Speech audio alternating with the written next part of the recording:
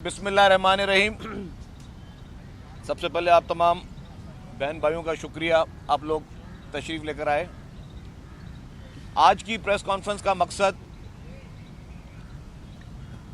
कल के जो वाक़यात रोनुमा हुए हैं उसके बाद जो पेशरफ्त हुई है, सबसे पहले पाकिस्तान पीपल्स पार्टी ये पुरजोर मुतालबा किया जाए। इसके साथ साथ हम पुरजोर अल्फाज में मज़म्मत करते हैं जो कल रात को पीटीआई के गुंडों की जानिब से सुप्रीम कोर्ट पे धावा बोला गया।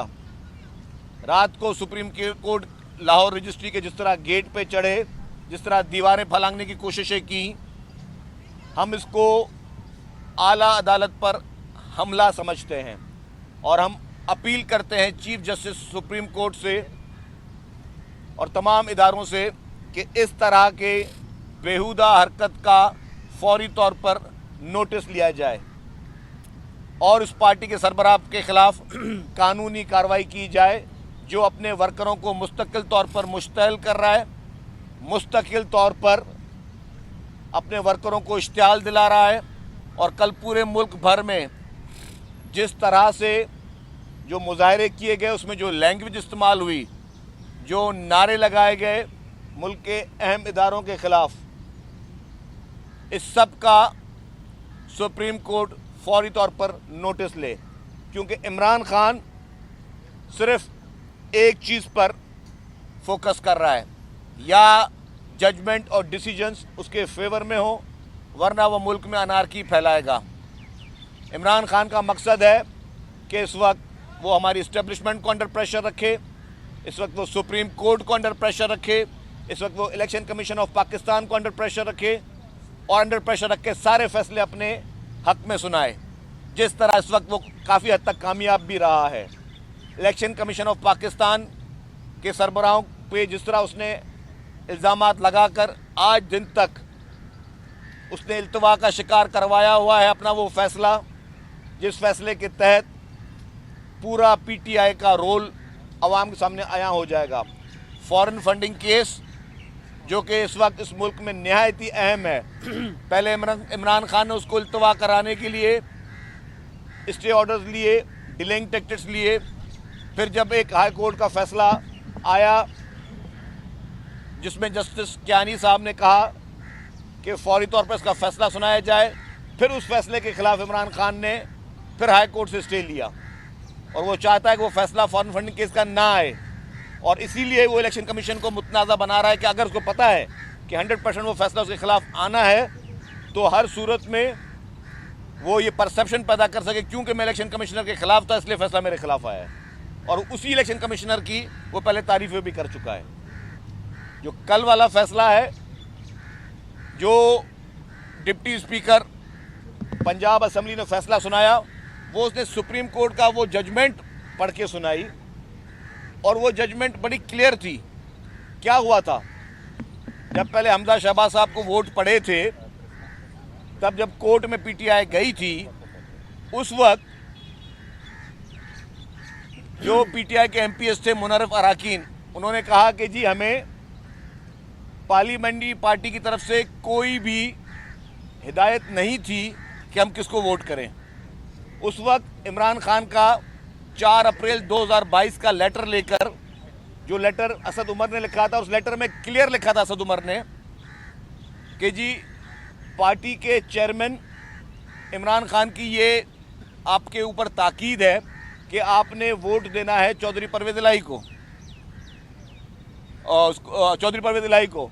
जब वो लेटर लिखकर और कोर्ट ने उस लेटर के बेस पे डिस्क्वालीफाई किया पीटीआई के अराकीन को, तो आज वही कोर्ट का डिसीजन जब इनफील्ड है, तो ये तो हो नहीं सकता कि अगर इमरान खान के ख़त के ऊपर आप डिस्क्वालीफाई कर दो पीटीआई के अराकीन को और चौधरी शुजात हुसैन साहब जो कि पाकिस्तान मुस्लिम लीग काफ के सरबराह हैं, उसके लेटर के ऊपर आप चैलेंज कर लो कोर्ट में।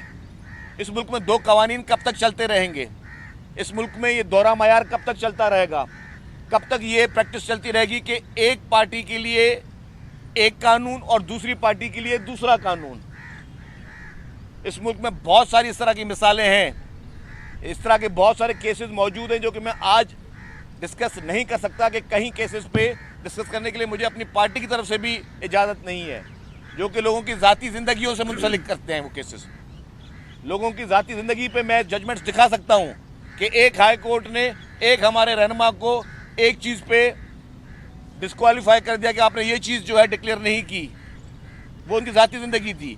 और वही कोर्ट, वही केस उसके नौयत का जब वो किसी और कोर्ट में जाता है तो ये जवाब देके पिटिशन को डिसमिस किया जाता है कि जी ये इमरान खान की ज़ाती ज़िंदगी है।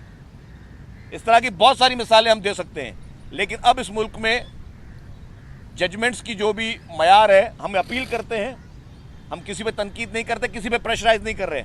इस प्रेस कॉन्फ्रेंस का मकसद किसी को प्रेशराइज करना नहीं है, किसी के फैसले पर असरअंदाज होना नहीं है, लेकिन हमारी अपील ज़रूर है कि अगर एक मुल्क है तो एक कानून चलेगा। ये नहीं हो सकता कि पीटीआई के लिए इस मुल्क में अलग कानून हो और बाकी दीगर जमातों के लिए अलग कानून हो।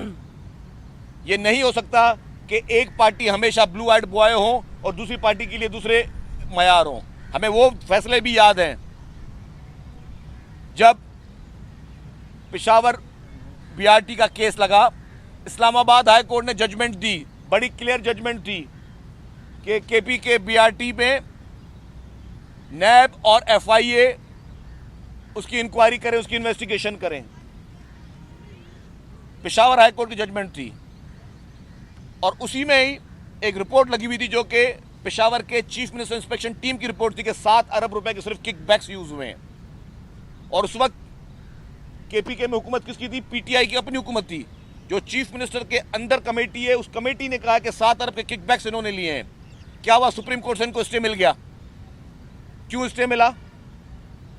ये हम सवाल पूछते हैं, ये हमारा हक है सवाल पूछने का। जब आपने दीगर पॉलिटिकल पार्टीज पे केसेस बनाए, किसी एक पॉलिटिकल पार्टी ने अप्लाई किया हो कि जी मेरे खिलाफ इंक्वायरी और इन्वेस्टिगेशन ना की जाए और मुझे स्टे दिया जाए, जो चोर होगा वही जाएगा स्टे लेने के लिए।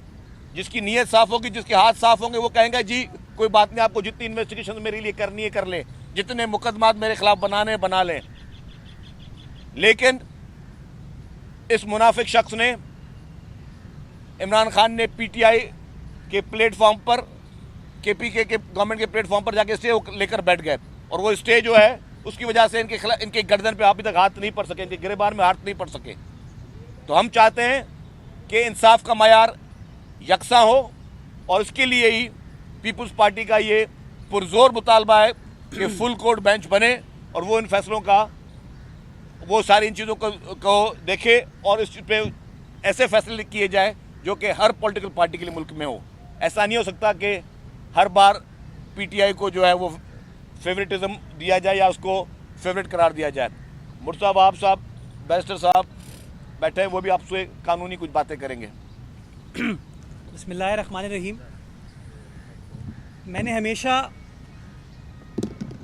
ये कहा है कि पीटीआई का मतलब है पाकिस्तान तहरीक इंतशार या पाकिस्तान तहरीक इश्ताल। इन्होंने अपने हर कॉल, अपने हर फेल से या तो अफरा तफरी मचाने की कोशिश की है, लोगों को, इदारों को डराने धमकाने की कोशिश की है, इतनी इल्ज़ाम तराशी की है जिसकी मिसाल आपको पाकिस्तान की तारीख़ में नहीं मिलती। ये वो लोग हैं कि जब इनकी हुकूमत का ख़ात्मा हो रहा था तो सुप्रीम कोर्ट के बारे में मायूब स्टेटमेंट्स, काबिल मुज़म्मत स्टेटमेंट्स मुअज़्ज़िज़ जज साहिबान के बारे में दे रहे थे और फिर जब कोई फ़ैसला इनके हक़ में आता है तो फिर वो कहते हैं कि कानून का बोलबाला हो रहा है। मैं समझता हूँ ये नहीं हो सकता कि अगर इस्लामाबाद हाई कोर्ट यूसुफ रज़ा गिलानी साहब के केस में उस वक्त के प्रिजाइडिंग ऑफिसर या उस वक्त के जो सेनेट चेयरमैन के इंतखाब को ऑर्गेनाइज कर रहे थे, कन्वीन कर रहे थे, मुज़फ़्फ़र हुसैन शाह साहब जब 7 वोटों को मुस्तरद करते हैं और मुस्तरद करने के बाद पीटीआई के हिमायत याफ्ता सादिक संजरानी साहब को चेयरमैन सेनेट मुंतखब होने में अपना किरदार अदा करते हैं, तो पीटीआई कहती है कि स्पीकर की रूलिंग है, चेयरमैन की रूलिंग है, इसके ऊपर कुछ नहीं किया जा सकता। ये स्पीकर का इस्तेहकाक है कि वो प्रोसीजर की तशरीह करते हुए, तरीक़ेकार की तशरीह करते हुए अपनी रूलिंग दे। और इस्लामाबाद हाई कोर्ट हमारी पिटिशन पे यही फ़ैसला सादिर फरमाता है। हमें उस फैसले से इख्तलाफ है, लेकिन हमने कोई शर्मनाक बात मौजूदा अदालतों के बारे में नहीं की। हमने उस फैसले का एहतराम किया और एहतराम करते हुए अपना इख्तलाफ सुप्रीम कोर्ट के सामने पेश किया।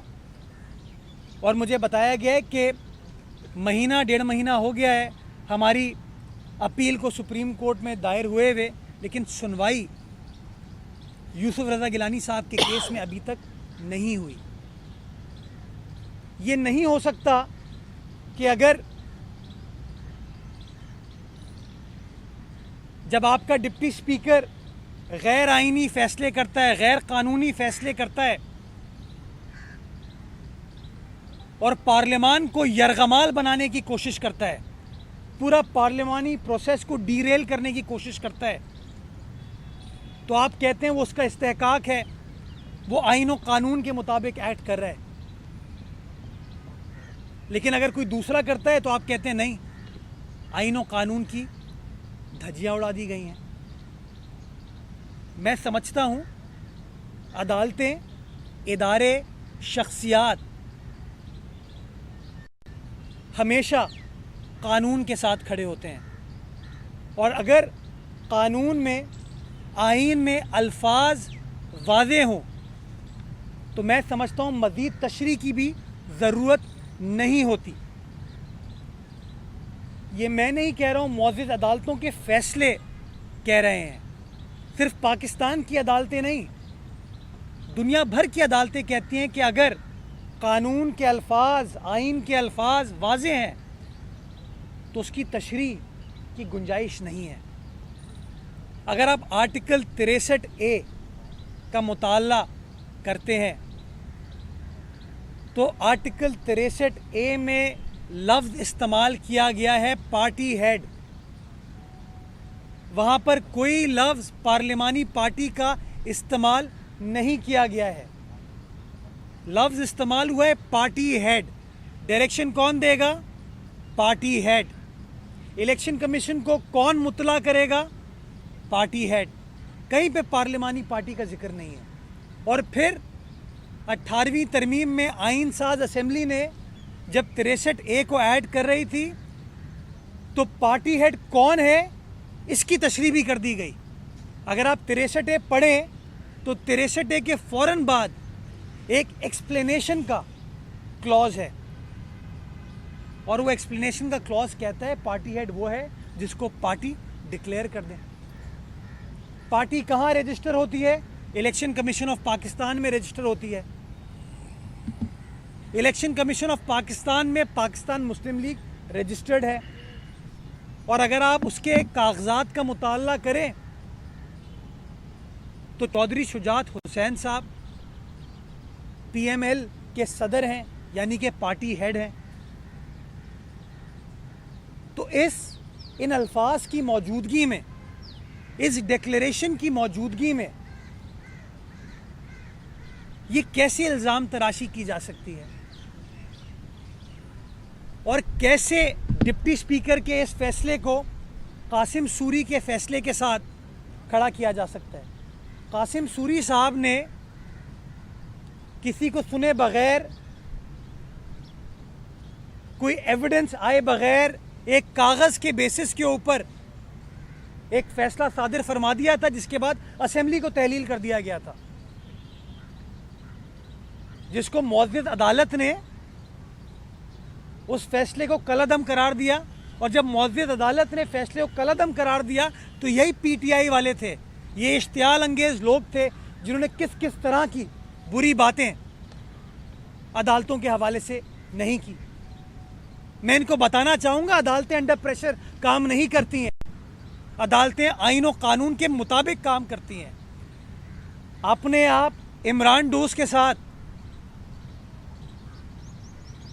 रात को अगर एहतजाज करके दीवारें फलांग के ये प्रेशर एक्सर्ट करने की कोशिश कर रहे थे, तो आपको पता होना चाहिए मुअज़्ज़ज़ अदालतों ने माजी में मार्शल लॉ का सामना किया। अदालतें आईन और कानून के साथ खड़ी हुई। और अभी भी मैं समझता हूं, जो शर्जील मेमन साहब ने बात की पंजाब के एमपीएस के हवाले से, जब उन 20 एमपीएस को डी सीट किया गया तो डी सीट करने की वजह क्या बनी?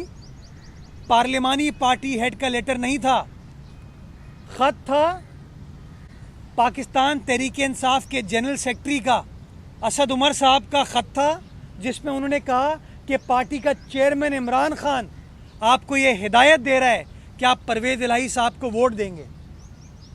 यानी कि वो जो अमल था हिदायत देने का 63A का, वो मामला जब अदालत के सामने ज़ेर बहस आया तो पीटीआई ने अपनी पार्लिमानी पार्टी का कोई ख़त, कोई मीटिंग शो नहीं की। उन्होंने असद उमर का ख़त शो किया, इमरान खान की हिदायत शो की, वो कागज़ दिखाया जो आज शर्जील साहब ने मीडिया पे रिलीज़ भी किया है। उस ख़त में उन्होंने हिदायत का जिक्र किया और मुअज़्ज़ज़ अदालत ने उस हिदायत के बेसिस पर कि पार्टी हेड इमरान खान आपको हिदायत दे रहा है, उन 20 एमपीएस को डी सीट किया। तो ये कैसे हो सकता है कि पीटीआई के केस में पार्टी हेड पार्टी का चेयरमैन पार्टी का सदर है, लेकिन किसी और सियासी जमात के केस में उनका पार्टी हेड कोई और होगा? या तो आपको इलेक्शन कमीशन में जाके पहले चौधरी शुजात साहब को हटा देना चाहिए था। चौधरी शुजात साहब ने अपनी पार्टी को गाइडलाइन दी तो उनके एमएनएज ने वजीर आज़म पाकिस्तान को वोट दिया, आज वो वफाकी काबीना का हिस्सा हैं। अगर वो काफ लीग के सदर नहीं थे तो इनको चाहिए था कि इलेक्शन कमीशन में कार्रवाई का प्रोसेस स्टार्ट करते, इन्होंने नहीं किया। और मैं समझता हूं कि मीडिया के सामने इस बात को वाज़े अल्फाज में बयान करने की ज़रूरत है कि जब आइन के अल्फाज बिल्कुल वाज़े हो, गैर मुबहिम हो, कैटेगोरिकल हो, क्लियर हो, उसमें तशरीह की गुंजाइश नहीं होती। और एक ऐसे मामले पर जब ऑलरेडी मुअज़्ज़ज़ अदालत तशरीह कर चुकी हो और तशरीह के तहत ये डिक्लेरेशन आ चुकी हो कि हाँ वो 4 अप्रैल का गालिबन असद उमर का लेटर, जिसमें इमरान खान ने, पार्टी के चेयरमैन ने, पार्टी के सरबरा ने, पार्लिमानी पार्टी ने, इमरान खान साहब एमपीए पंजाब असेंबली के नहीं हैं, वो पार्लिमानी पार्टी के रुकन नहीं है, तो मुअज़्ज़ज़ अदालत इमरान खान की बहैसियत पार्टी सरबरा के हिदायत के बेसिस पर उन 20 एमपीएस को डी सीट कर चुकी है। उसी तरीके से, उसी मिसाल पर चौधरी शुजात साहब पार्टी के सरबरा होने के नाते अपनी पार्टी को हिदायत देते हैं। और डिप्टी स्पीकर साहब ने, जो मैंने उनका स्टेटमेंट सुना, उन्होंने ख़त भी दिखाया, फिर उन्होंने कहा मैंने चौधरी शुजात साहब से खुद कॉन्फर्मेशन ली कि क्या आपने ख़त ये इशू किया है कि आपकी गाइडलाइन है। इसके बाद मैं समझता हूँ जो डिप्टी स्पीकर साहब का फ़ैसला है वो आइन के आर्टिकल 63A के ऐन मुताबिक है।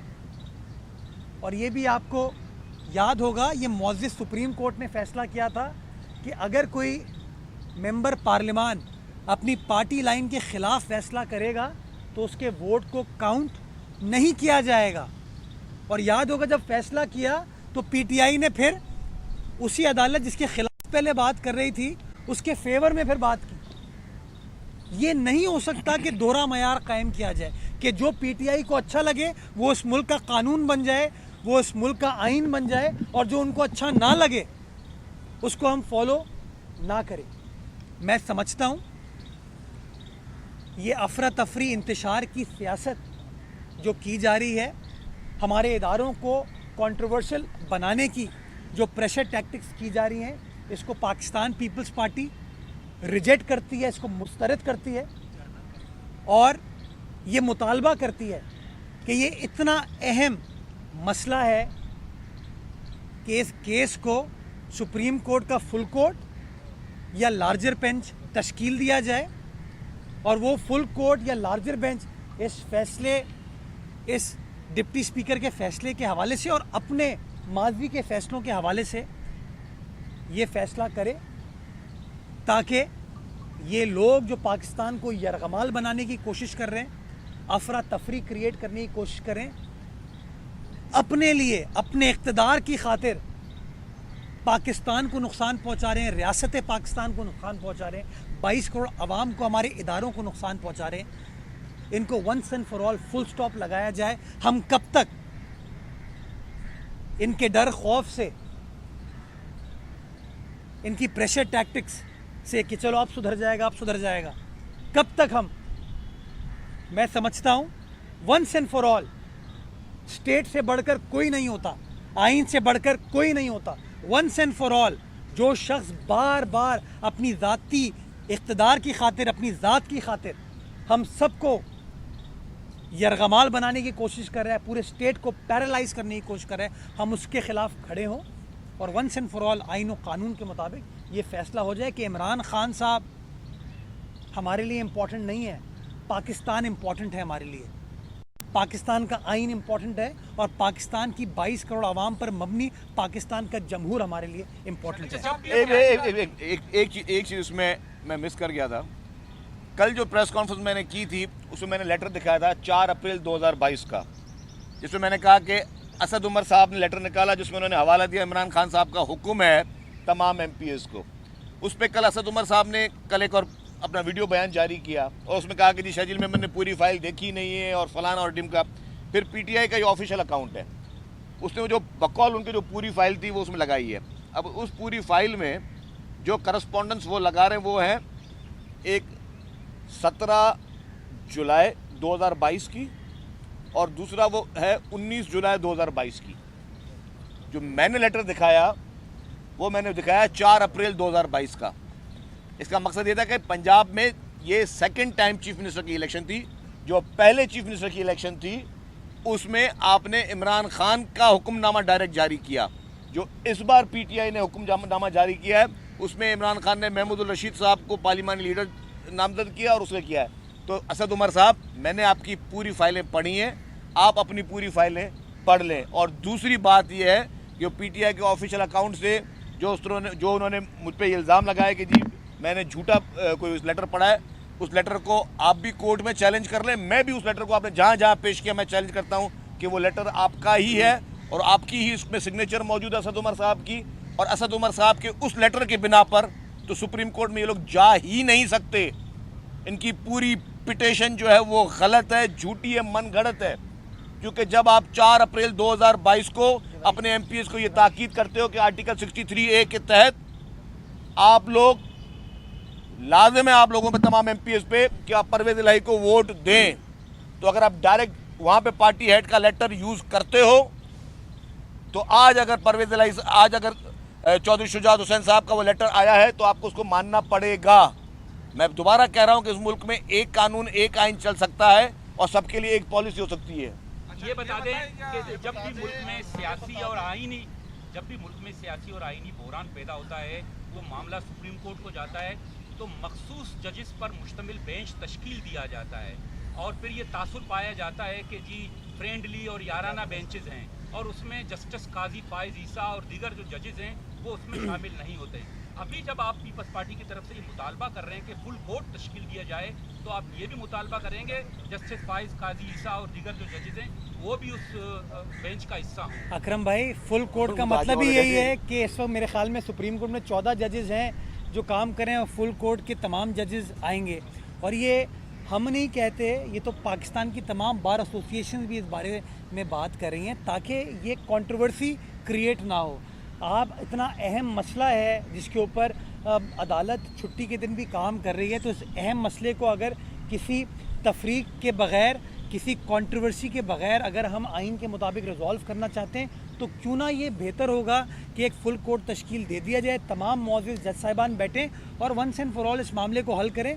क्योंकि मैं समझता हूँ कि पहले जो फैसला आ चुका है वो प्रेसिडेंट बन चुका है, ये असद उमर साहब के ख़त के बेसिस के ऊपर हुआ है। उस प्रेसिडेंट को फॉलो करना उन 3 जजेस के ऊपर भी लाजिम होगा क्योंकि गालिबन उन्हीं का फैसला है।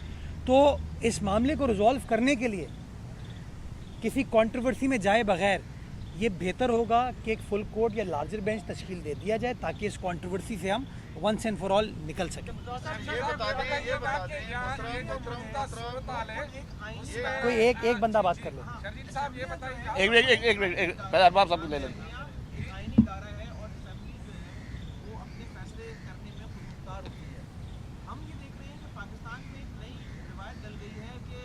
फैसलों को सुप्रीम कोर्ट में और हाई कोर्ट में चैलेंज किया जाता है बार बार, तो क्या अदालतों के जरिए अगर हुकूमत चलानी है तो फिर असम्बलियों की हैसियत क्या बचती है? हैसियत सियासतदान और कानूनदान, आप इस हवाले से क्या कहते हैं? तो मेरा ज़ाती देखिए, मैं अपना कुछ चीज़ों पे बड़ा क्लियर कट मेरा ओपिनियन है और मैं समझता हूँ सियासी मामलात में जितना कम अदालत इन्वॉल्व होगी वो हमारी अदालतों के लिए भी बेहतर है। ये यकीन जाने इमरान खान के फेवर में फ़ैसला हो गया तो ये शामियाने बजाएंगे, अगर खुदा न खास्ता ख़िलाफ़ हो गया तो फिर अदालतों के ख़िलाफ़ बात करेंगे। तो मैं समझता हूँ कि थोड़ा सा सियासी मामलात जो है, जो उसूल तय हो गए हैं, आइन में चीज़ें दर्ज हैं, उसके तहत अगर चलें तो ज़्यादा बेहतर होगा। मैं ये समझता हूँ कि गो कि मेरी पार्टी का उसमें नुकसान हुआ अतहर मिनल्ला साहब के फ़ैसले से, जब उन्होंने मना कर दिया कि अदालतें इस पार्लिमानी मामलात में उस तरीके से दखल अंदाज नहीं हो सकती। मैं समझता हूँ हमारे साथ ज़्यादती हुई, लेकिन मैं उस फैसले का एहतराम भी करता हूँ कि फ़ैसला एक उसूल पर मबनी था कि अगर हम सब पार्लिमान की बालादस्ती की बात करते हैं तो पार्लिमान अगर अपने रूल्स के मुताबिक कोई फ़ैसला करता है तो हमें उसकी बेतौकीरी नहीं करनी चाहिए। और मैं ये भी समझता हूँ कि कासिम सूरी साहब अगर फ़ैसला करते हैं, मुजफ्फर हुसैन शाह साहब फ़ैसला करते हैं तो उनको तो अदालत नहीं बुलाया जाता, लेकिन अगर मज़ारी साहब फ़ैसला करते हैं उनको फ़ौरी तौर पर अदालत बुला लिया जाता है। तो मैं समझता हूँ जो भी उसूल वज़ा किए जाएँ उनका एब्सोल्यूट अतलाक़ होना चाहिए। ये नहीं हो सकता कि किसी और के लिए कोई और उसूल हो, किसी और के लिए कोई और उसूल हो।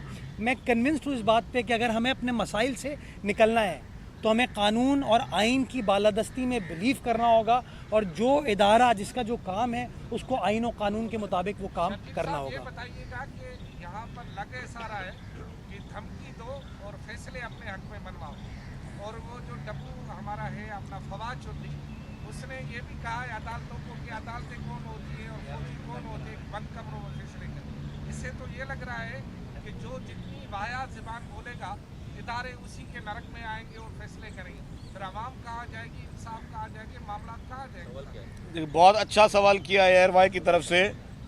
मैं ये अर्ज कर जाऊं, अच्छा मैं आपको कहता हूँ, मैं अपने अल्फाज आपको कहता हूँ, नहीं जाती। अच्छा मैं ये अर्ज करता हूँ कि आपकी बात बिल्कुल ठीक है कि इस वक्त जो इमरान खान मुल्क में बाल ठाकरे बना हुआ है और पीटीआई इस वक्त मुल्क में शिवसेना बनी हुई है। जिस तरह मुसलमानों पे मुजालिम वहाँ होते हैं और वहाँ की अदालतें और वहाँ के इदारे इंडिया के डरते हैं शिवसेना से और बीजेपी से, तो इमरान खान ने एग्जैक्टली वही रेप्लिका किया हुआ है पाकिस्तान में। हर इदारे के सरबराह को तनकीद का निशाना बनाओ, हर इदारे को तनकीद का निशाना बनाओ और इतने प्रेशर में लेके आओ कि वो प्रेशर में आके अपना काम करें। मैं तो कहता हूं जी सुप्रीम कोर्ट को पहले इस केस से सुनने से पहले इस चीज़ का फैसला करना चाहिए कि कल जो सुप्रीम कोर्ट की दीवारें फलांगी गई, जो उनके गेट फलांगे गए, और एहतजाज की कॉल किसने दी थी? एहतजाज की कॉल दी थी इमरान खान न्याजी ने। पहले उस फैसले का उसका फैसला हो। अगर खुदा ना खास्ता आपने ये इग्नोर करना शुरू कर दिया तो कल को हर शख्स कानून अपने हाथ में लेगा। अगर आपने इन चीज़ों को पे नोटिस नहीं लिया और जिसने एहतियात की कॉल दी थी उस शख्स को कैफरे किरदार तक नहीं पहुंचाया तो हर शख्स वो करे। कल इन्होंने क्या किया, सड़कें बंद की आवाम के लिए, पूरे पाकिस्तान में कहीं पे टायर जलाए गए, कहीं पे इन्होंने फायरिंगें की हैं, कहीं पे इन्होंने बदमाशी की है। तो इस वक्त इमरान खान उस पीटीआई को एक दहशतगर्द तंजीम बनाने के लिए आगे जा रहे हैं, उनको एक बदमाशी का टूल दे रहे हैं अपने लोगों को। और जो मैंने फिर रिपीट कर रहा हूँ, जो उन्होंने नारे लगाए, जो उन्होंने बदमाशियाँ की हैं, ये काबिल कबूल नहीं है। और ये अगर अंडर प्रेशर ला के कोई एक जमात अंडर प्रेशर ला के अपने हक में फैसले देगी तो ये प्रेसिडेंट बनेगा, फिर हर जमात वही रास्ता अख्तियार करेगी कि हम भी फिर अब प्रेशर टैक्टिक्स से अपने लिए फैसले लें, जो कि इस मुल्क के लिए, इस मुल्क के कानून के लिए, इस मुल्क के आइन के लिए, इस मुल्क की सलामती के लिए ये चीज़ें बिल्कुल नामंजूर हैं और ये मुनासिब नहीं है। अच्छा एक मिनट, सिर्फ जमात नहीं, हर गुंडा, हर बदमाश, हर दहशतगर्द फिर इसी तरह की टैक्टिक्स अपनाएगा। मैं समझता हूँ ये मुल्क इनके वालिद साहब का नहीं है, ये आइन, ये कानून इनके बाप का नहीं है। इस आइन और कानून को डिफेंड करने के लिए पाकिस्तान के सियासी कारकुनान ने बड़ी जिद्दोजहद की है, पाकिस्तान के वकला ने बड़ी कुर्बानियाँ दी हैं। हम इन लोगों को इस तरीके से आइन को पामाल नहीं करने देंगे और आइन को यरगमाल बनाने नहीं देंगे कि जो इमरान को सूट करे वो ठीक है और जो इमरान को सूट ना करे उसको रिजेक्ट कर दो।